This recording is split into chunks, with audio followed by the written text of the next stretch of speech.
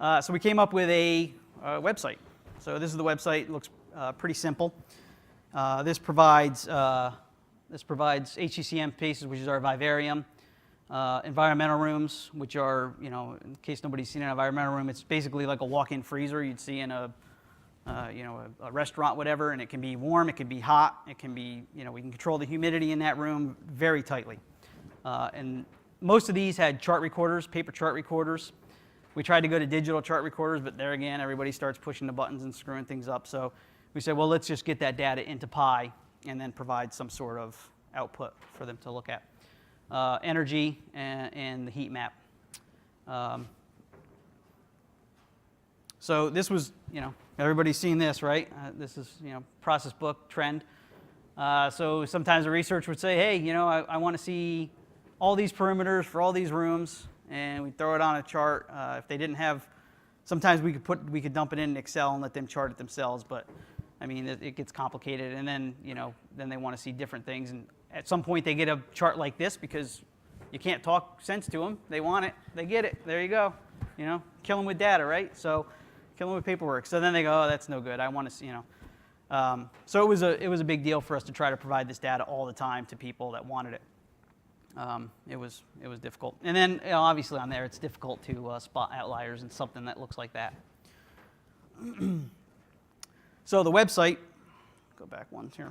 So when you click on each one of these icons, and they say in show business you should never work with animals and children. Well, I don't think you should ever work with live data, but I'm going to try it in a few minutes to show you the actual website. Hopefully it works. So when you click on each one of these icons, and again, it's a pretty simple website, but when you click on each one of these icons, you get a screen to take a look at, and this happens to be the HCCM room data. So they click on that icon, they get this view. They can come up here and they can pick the building. They can pick the floor in the room, and then they can pick a date range, and they can see their parameters of their animal room. This is critical for us. A big thing on this is accreditation. So we are accredited for lab animal holding areas. So a company comes in and says, yeah, we're treating all of our animals humanely. They get very good living conditions.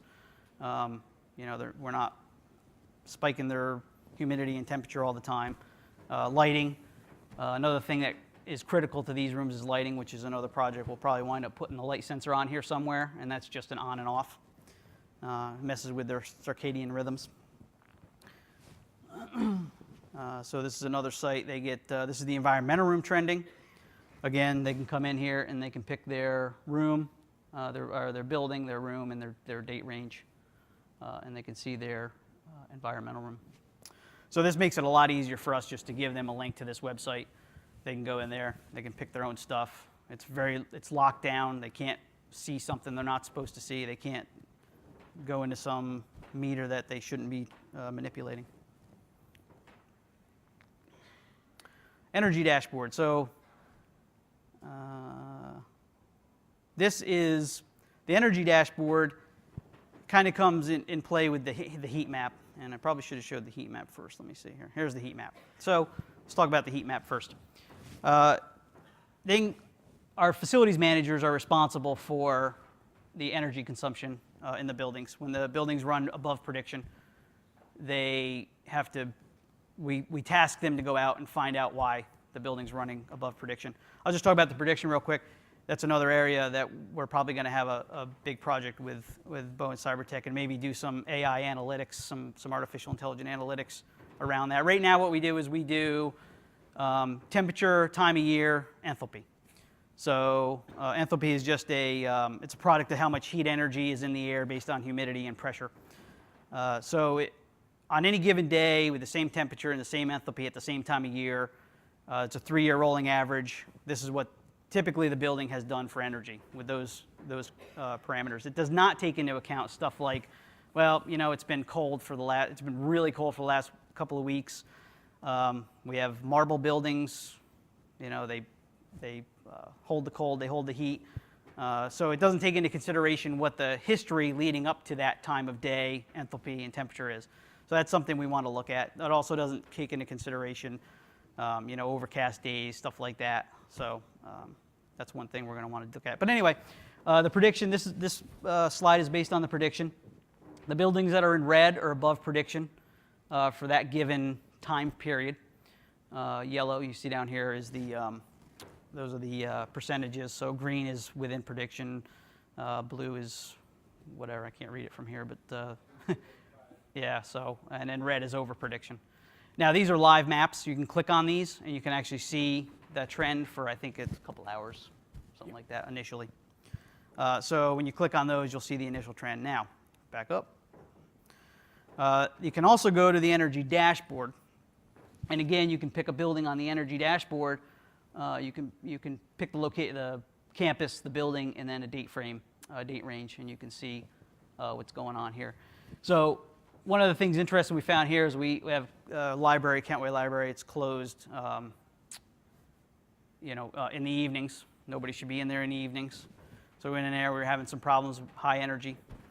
Went in there, took a look at this graph, and we've seen these 100 kilowatt spikes at like 1 o'clock, 2 o'clock in the morning, all the time, same time frame, 1 o'clock, 2 o'clock in the morning. Thought, well, I don't know, are the elevators going home, or is something going on in there? What's going on? Investigate. We had people go through the buildings at 1 o'clock in the morning, be in there, sit in the building from 1 to 2 and see if you hear something start, run, whatever. Lo and behold, one of the security guards was going in, and we have lighting control in there, and there's an all-on button, and he was hitting the all-on button, and every light in the building was coming on all at once. And granted, it's a spooky building. I don't know if I'd want to go through there with a flashlight, but he was killing us with that one. So they've been instructed to go through with flashlights, and they'll have to deal. We have an anatomical museum in that building, so there's some skeletons and skulls and stuff in brains in jars. So I get it, but we're forcing them to use flashlights again. Hopefully they're not too scared in there. So that's what they do with that slide. So energy consumption, we have a pretty aggressive energy reduction from Harvard University, and they paid quite a bit of attention to that. So this is just a real quick spreadsheet here. It shows where we were at over the course of the years in which buildings doing by KBTU. And you can see most of our buildings are down. We do have some problem children there. And hopefully, with all of this data, we can start getting focused on that and looking at those buildings on a daily basis to say, going on the heat map, saying, okay, I see Gordon Hall's running high again and again and again, and what we can do to fix that. And then obviously, you don't have to spend a whole lot of time in the green. We've already gone after all the low-hanging fruit, LED lighting, energy, ventilation setbacks, occupancy sensors. We have all that. It's all done. Those are the high return on investment type of things.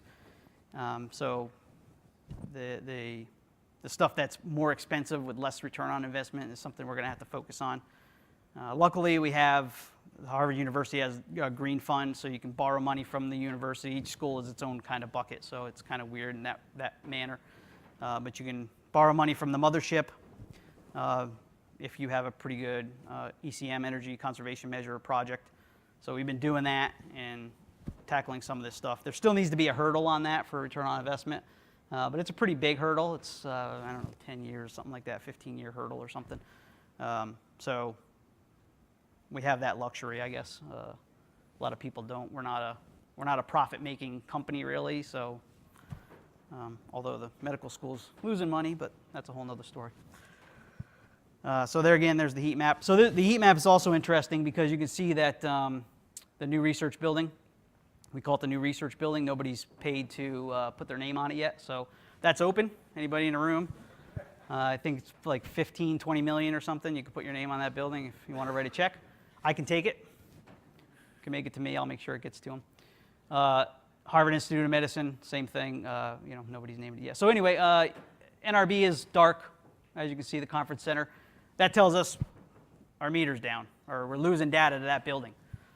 So again, the heat map is even important for that aspect. When you go in there in the morning or in the afternoon and you look at the heat map, you see that building's dark. We need to go in there and fix that. That becomes critical for us. Again, like I said, we get peak demands So in the summer, if we're running too high on chill water, we have a load shed program that controls that through Siemens Insight. Most of these buildings are controlled through Siemens building automation.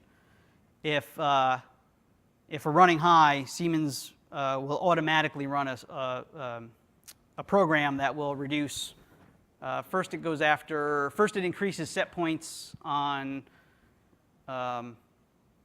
T-stats in non-critical spaces, and then it starts increasing temperature on the air handlers,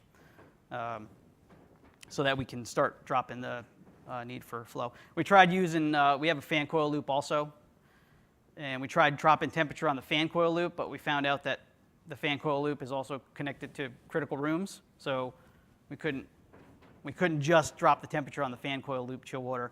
We had to actually tackle each individual T-stat, which made it a little more complicated, but that's what we had to do. So if we're dark on a building and we're not getting data from that building for chill water, we could wind up going beyond our chill water cap, and then we have to pay a penalty.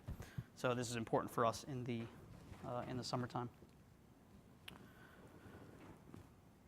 So some next steps. This is a slide from an air handler. This happens to be from Siemens. This shows us all of our points that come in through Siemens.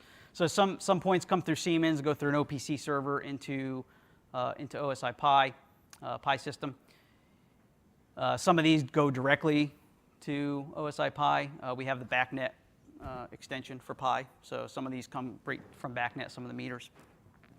Air handlers are critical for us for pressurization and temperature conditions in the environmental rooms. It's also a huge energy hog for us. We are 100% outside air, so we have to treat, all of our labs are 100% outside air. We have to get air to 55 degrees, whether it's 110 out or 5 degrees out. We got to get the air to 55 degrees. So if the air handlers are not operating correctly, obviously we're consuming more energy, and then we're also suffering. Our research is suffering, and we run the risk of having a problem with our accreditation if we can't prove that we can keep the animals in a healthy environment. So I'm going to try this. We're going to see if we can go in here real quick.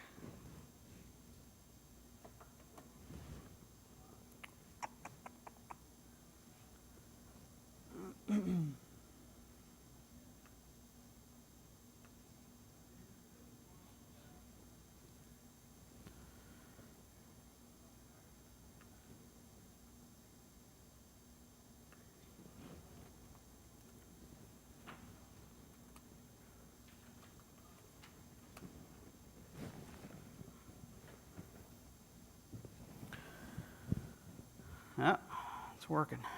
I'll be darned. All right, so this is what you would see if you logged into the system. If you were a researcher, you'd be pretty much worried about this side of the screen. You can see down here also, just real quick, we do have a link right to CoreSite. So if there's a power user that needs to go into CoreSite, they can go in there, and then there's some back buttons back and forth to whatever you want to see. So as far as the live energy dashboard goes,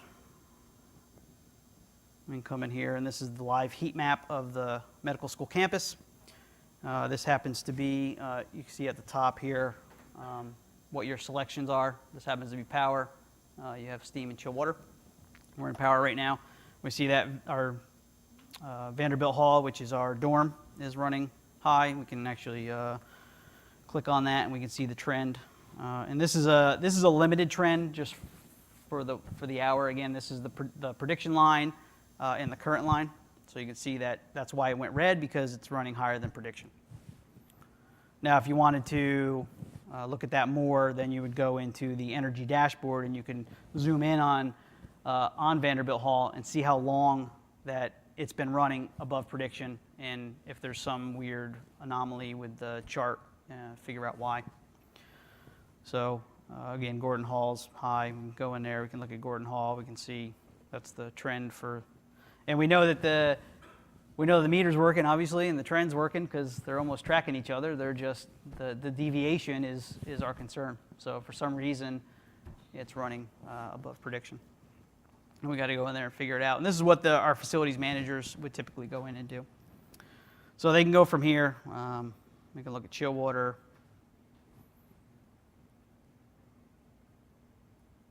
And this is the product of Retina. This is the Bowen Cybertech.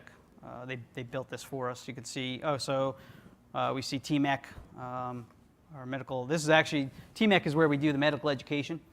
The rest of the campus is wet lab research and computational research. That building right there is where we do the medical education. So we see that the meter's down for some reason in there for chill water. We can go look at that. We see NRBs high. Geez, we got a lot of high above prediction on chill water, which is unusual since it's probably cold in Boston right now. Steam.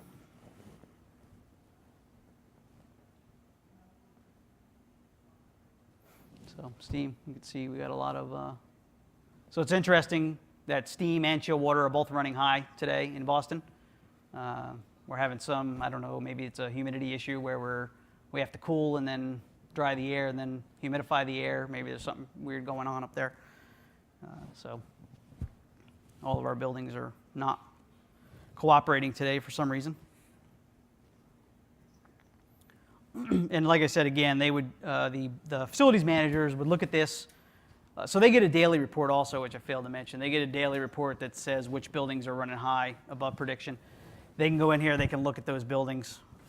Yep, they're running high. They can go into the energy dashboard.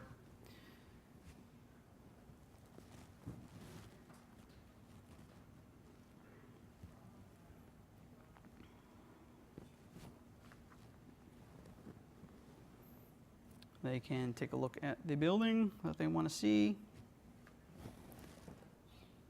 So Gordon Hall was running high. Over here they can change the date range. Let's hope this works, Stanley.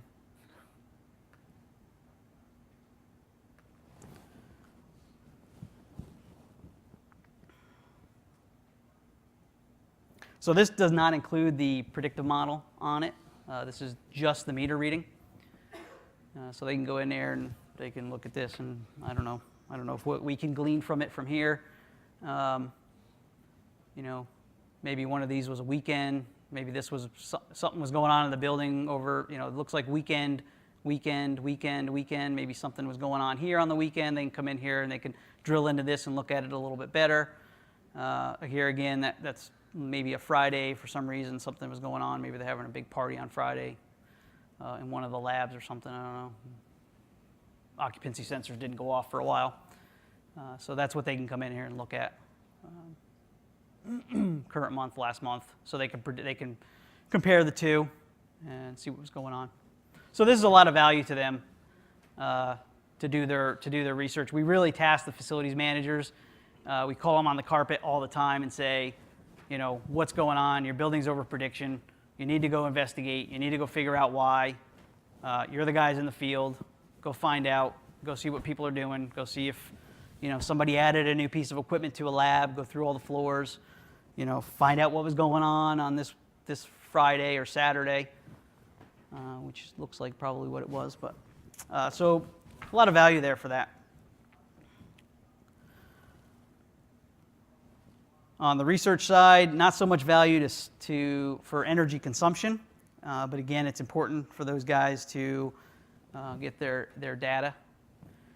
We found that, you know, we really didn't, as a facilities group at one of the top medical schools in the world, right? We didn't really provide a very robust web environment, data environment, and that's another reason that drove us into this. You know, again, here they can come in here, grab a date range. Look at this. So it's interesting because sometimes we find on some of these environmental rooms, they may have animals in there, they may have flies in there. So fly rooms are critical to us, believe it or not. Fruit flies are huge at the medical school. They reproduce so quickly that you can have generations and generations in a very small period of time to check on you know, how you're manipulating DNA and stuff. So if you kill a batch of flies, you know, you may have killed hundreds of generations of research. And so it's important for them to make sure they know what killed them. Was it the environmental room that killed them off? Was it their experiment that killed them off? You know, what happened to the flies? So we had a big deal with a fly room. Cost, we had Johnson Controls, JCI was our facilities contractor at the time. They paid about a $2 million lawsuit because they accidentally unplugged a UPS to a fly room, and the fly room went down and they lost their experiment. The way their funding works, they get a grant. Here's your money for the grant. Go do your experiment. Experiment's a loss. They don't get the grant money back. You can't go back and ask for more money. So they sued. The researcher sued, said, hey, you know, you cost us X amount of millions of dollars. We need to redo the experiment, and you need to pay for it. So all of these trends are very important to us.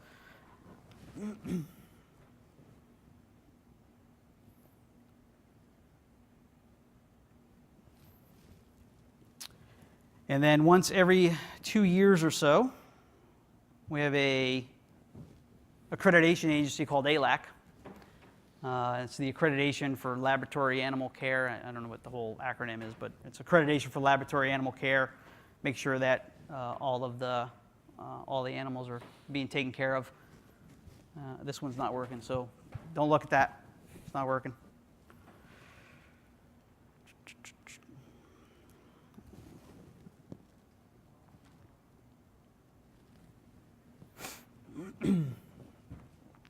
So the researcher would come to us every couple of years and say, we need every single room, we need a year's worth of data for every single holding room. And it was printouts, it was a book, and somebody had to sit there for days and days and days, go into process book, pull up the trends, print the trend on a sheet of paper, right? Put it all in a book, hand it to them, you know. Hopefully they looked at them. I don't know if they ever did or not. So now what we can say is, well, hey, ALAC comes in. They want to see the trend for a room. Go in and show them the trend for the room. You know, you can go in here and grab your date range you want to see and the room you want to see, and you can show them the screen, and that you can prove to them that we are monitoring these conditions. So that was very helpful for us. Not so, like, again, not so much on an energy consumption side. That's more the energy dashboard and heat map. But certainly on the, you know, providing the PI data to the end user without any kind of complicated, you know, they don't have to go into CoreSite, you know, they don't have to go into process book. They can just go to the website, find the data they need, and they're good.